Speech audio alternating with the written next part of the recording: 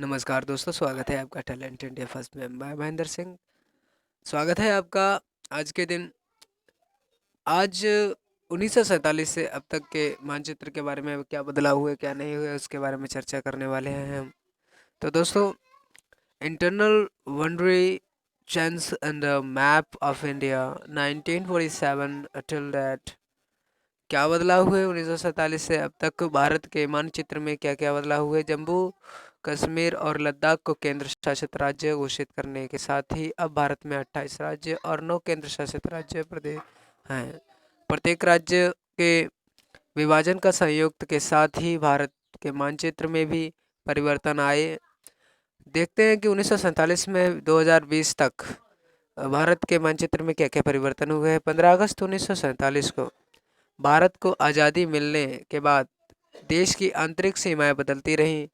2019 में जम्मू कश्मीर और राज्य को विभाजित करके दो नए केंद्र शासित प्रदेश यूटी यूनियन टेरिटरी के निर्माण के साथ एक बार फिर भारत के मानचित्र में बदलाव देखा गया है। हालांकि भारत की आंतरिक सीमाओं का सबसे बड़ा पुनर्गठन 1956 में हुआ था, जब आधिकारिक राज्य पुनर्गठन अधिनियम लागू किया गया। तो भारतीय क्षेत्र की रियासतों का समावेश कुछ इस प्रकार है।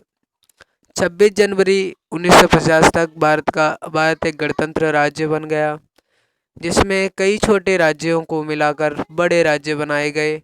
इन राज्यों को 3 वर्गों में बांटा गया: पूर्व प्रांत भाग ए, रियासत भाग बी और केंद्र शासित भाग सी। 1956 the Indian states Kerala, Andhra Pradesh and Mysore state are familiar created under of the state।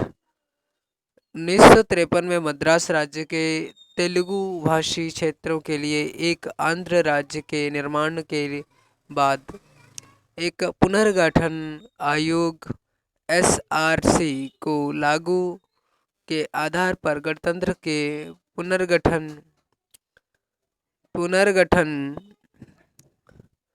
मूल्यांकन करने के बाद स्थापित किया गया।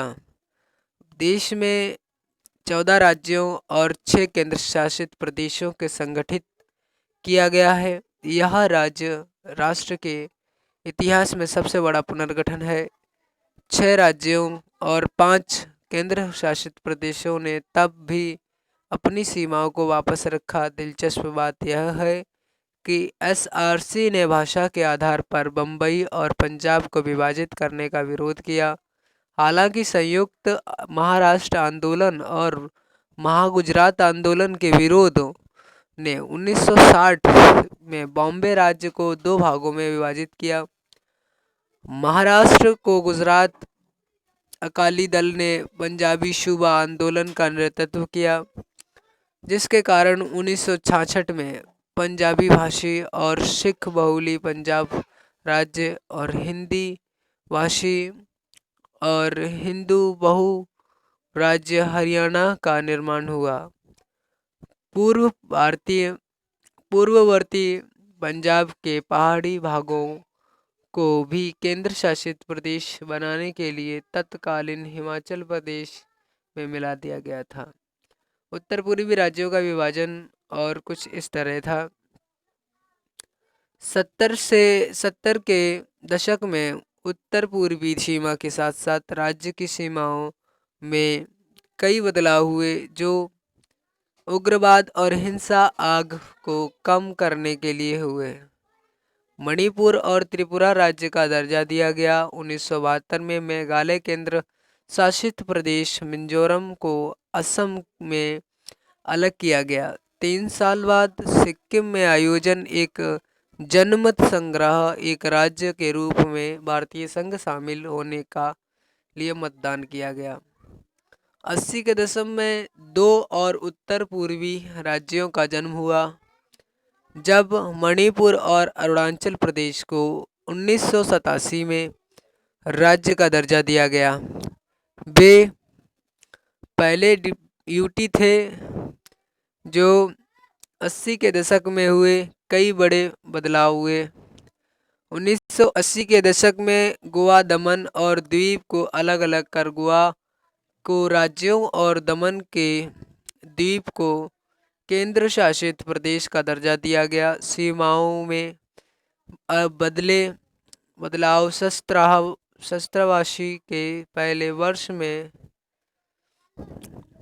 हुए, जिसमें अरुणाचल प्रदेश उत्तर प्रदेश से, झारखंड को बिहार और छत्तीसगढ़ मध्य प्रदेश से अलग कर नए राज्य बनाए गए। 60 के दशक में राज्यों को भाषा के आधार पर करने के विपरीत इन राज्यों को लंबे समय से लंबित क्षेत्रीय मांगों और क्षेत्रीय किसानों की असमानताओं को दूर करने के लिए बनाया गया। तेलंगाना का गठन भी 2014 में ऐसी मांगों के आधार पर किया गया था। जम्मू कश्मीर और लद्दाख का विभाजन। जम्मू कश्मीर राज्य को 2019 में विभाजित एक जम्मू कश्मीर और लद्दाख दो केंद्र शासित प्रदेश क्षेत्रों में बांटा गया। इस नवीनतम बदलाव को विकास के आधार पर उचित ठहराया गया। यह भारत का आंतरिक सीमाओं में परिवर्तन का अंत नहीं है। भारत में कई क्षेत्रों में पूर्ण राज्य के लिए आकांक्षा है, हालांकि मांग की तीव्रता क्षेत्रों में समय के साथ ही बदलती है। केंद्र सरकार विभिन्न मापदंडों द्वारा तय करती है कि कब और किस राज्य को सम्मिलित और विभाजन की आवश्यकता पड़ती है। नमस्कार दोस्तों, स्वागत है आपका टैलेंट इंडिया फर्स्ट में। बहुत बहुत धन्यवाद वीडियो देखने के लिए।